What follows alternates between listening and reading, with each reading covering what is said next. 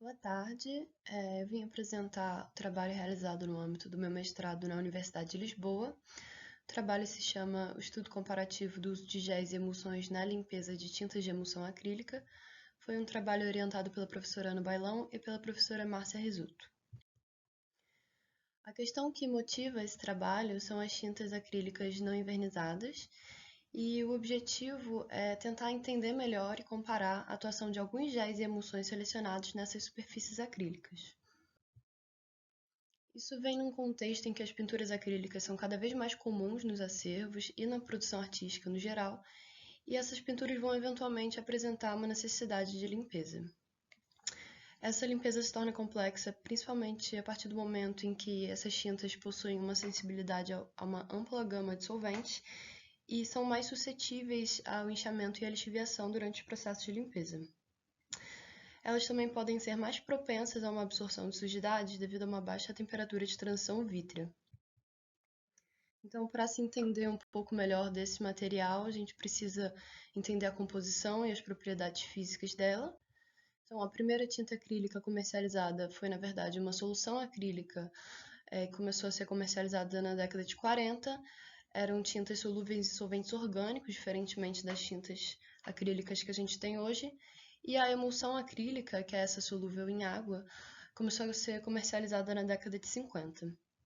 Essas tintas elas são basicamente formadas por um copolímero. Esse copolímero pode variar de acordo com a marca ou com a época que a tinta foi produzida e possui uma série de aditivos que vão determinar algumas propriedades da tinta. Dentre eles, a gente pode ressaltar os surfactantes, que são os responsáveis pelo caráter micelar dessa tinta, né? Os tensoativos que vão garantir a sua solubilidade na água. Aqui é uma tabela com alguns dos principais aditivos que a gente encontra nas tintas acrílicas, cada um com a sua respectiva função. E quando a gente fala de limpeza, nesse caso a gente não está falando da limpeza de um verniz, mas da limpeza superficial, né? Então a gente pode falar sobre solventes orgânicos e para isso é necessário entender os parâmetros de solubilidade daquela superfície. Pode-se falar também sobre sistemas aquosos e nele a gente tem a possibilidade de adição de outros elementos, como os elementos quelantes, tensoativos, o controle do pH e da condutividade. E a gente tem os sistemas gelificados, que é quando se adiciona algum agente que vai alterar as propriedades físicas daquele sistema e pode trazer uma série de benefícios em alguns casos de limpeza, né? Esses sistemas eles podem oferecer uma liberação mais gradual da água, do solvente orgânico. Isso vai proporcionar um maior controle da penetração desse solvente nos substratos da pintura, uma menor taxa de evaporação do solvente e um maior tempo de contato entre o solvente e o substrato. Foram testados 4 materiais. Foram testados o agar, a goma xantana, a goma gelana e o Pemulente R2. 3 desses materiais são polissacarídeos de origem natural e o Pemulente R2 é um ácido poliacrílico.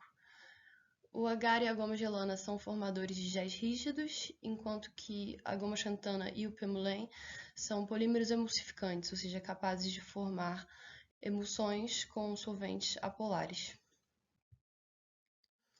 Então, para cada um desses 4 materiais foram feitas 3 receitas, com algumas variantes de adição de um agente quelante, de um surfactante ou de solventes orgânicos, e também testando o material na sua forma pura. Foram preparadas 3 maquetes. Duas dessas maquetes receberam os testes de limpeza, enquanto uma permaneceu como grupo controle, e foram preparadas as amostras nessas 4 cores. Dentre os 2 painéis que receberam os testes de limpeza, foram estipuladas algumas variáveis, como o tempo de aplicação, algumas variáveis de método de aplicação, por exemplo, o uso do papel japonês intermediário entre o gel e a amostra, e também, por exemplo, a aplicação do agar na forma rígida e na forma fluida, e variáveis no método de remoção de resíduos, né, no método de rinsagem, onde se utilizou tanto o swab quanto a esponja. Foram utilizadas também algumas técnicas de exame e análise para auxiliar na interpretação dos resultados, como a espectroscopia de refletância por fibra óptica com o espectrofotômetro acoplado, a espectroscopia de infravermelho e a microscopia digital e registro fotográfico. As maquetes foram preparadas e entraram numa câmara de envelhecimento por radiação ultravioleta, primeiramente por 4 semanas. As amostras foram retiradas e foi aplicada uma sujidade artificial, então elas retornaram para a câmara por mais 6 semanas. Depois disso, foram realizados testes de limpeza e entre cada uma dessas etapas foram feitas fotografias e análise das superfícies de cada amostra. A sujidade artificial aplicada tem esses componentes e concentrações e foi utilizado o isoctano como meio de aplicação por ser um alifático de baixa interação com a camada acrílica. Então, logo após a aplicação da sujidade, pôde-se perceber as modificações no espectro das amostras, com alguns picos característicos da sujidade aplicada, como a gente vê no segundo espectro de cada dupla, comparando com o espectro da sujidade aplicada, que é o último. Em relação aos resultados e observações após a limpeza, em primeiro momento a gente pode perceber que o pemulem e a goma xantana, por serem materiais mais maleáveis, se adaptaram às irregularidades da superfície da tinta, ou seja, sulcos e orifícios que se formam no processo de formação da película e que têm uma maior tendência a reter sujidade. O pemulem e a goma xantana conseguiram se adaptar melhor a essas irregularidades e, portanto, tiveram um maior êxito na remoção dessas sujidades, enquanto que os géis físicos, como a goma gelana e o agar, tiveram uma ação mais superficial. Também em relação à variação colorimétrica das amostras antes da limpeza e após a limpeza, pode-se ver que o menor ΔE, ou seja, a maior eficácia de limpeza, foi também obtido com os polímeros emulsificantes goma xantana e pemulem. Nesse caso, o pemulem teve uma performance melhor. E também nos espectros de refletância por fibra ótica, a gente vê que os espectros do pemulem e da goma xantana estão mais próximos da amostra inicial sem sujidade. Eles tiveram uma melhor eficácia de limpeza, mas também foram os materiais que mais sensibilizaram a tinta, apresentando com frequência uma remoção de pigmentos. E no caso dos géis rígidos, a gente pode ver que as amostras que utilizaram a esponja como método de rinçagem, no painel 2, tiveram um espectro mais próximo ao inicial da amostra antes da limpeza.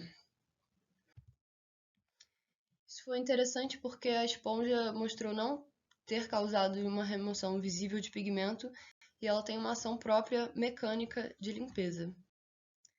Ainda que as formulações dos géis utilizados aqui tenham tido alguns diferenciais entre si, como o uso de quelantes ou solventes orgânicos, as principais conclusões que puderam ser tiradas desse trabalho são relativas ao material, linhas gerais utilizadas, e as variáveis de aplicação e de rinçagem que foram utilizadas.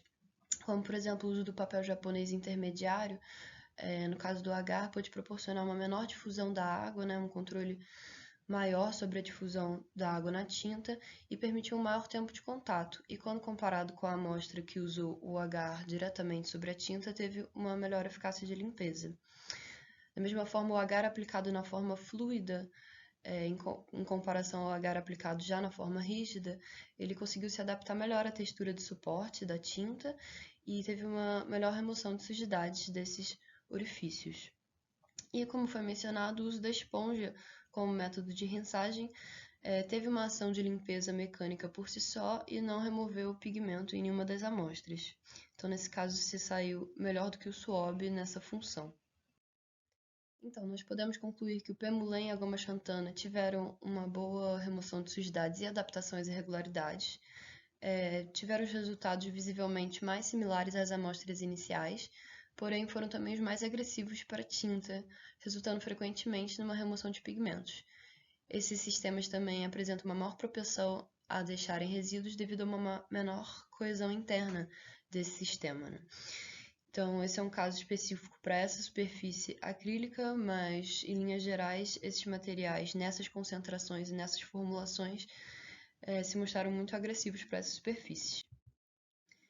Enquanto que os géis rígidos de agar e de goma gelana, em primeiro momento, apresentaram uma menor eficácia de limpeza, mas apresentaram também menor sensibilização do pigmento, maior controle da difusão da água e ressaltaram a importância de uma ação mecânica posterior ao uso desses géis, pois as sujidades superficiais são inchadas, mas elas necessitam de uma ação mecânica posterior para remover essa sujidade.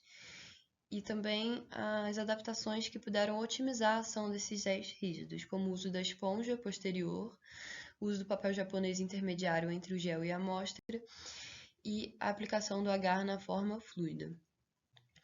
É isso. Muito obrigada, boa tarde. Estou aberta a qualquer pergunta que surgir.